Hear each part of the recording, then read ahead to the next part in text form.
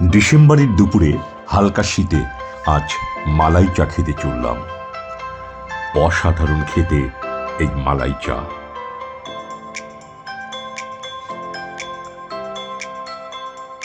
দোকানে পৌঁছে চায়ের অর্ডার দিয়ে অপেক্ষা করছি চায়ের জন্য। মালাই চা, চায়ে এভাবে দুধের স্বর মেশানো থাকে, এ এক অনন্য স্বাদ।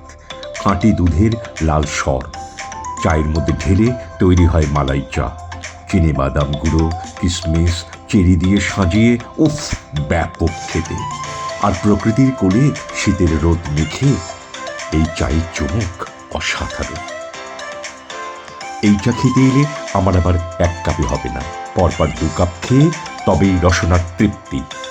আহ, মালাই চা অসাধারণ।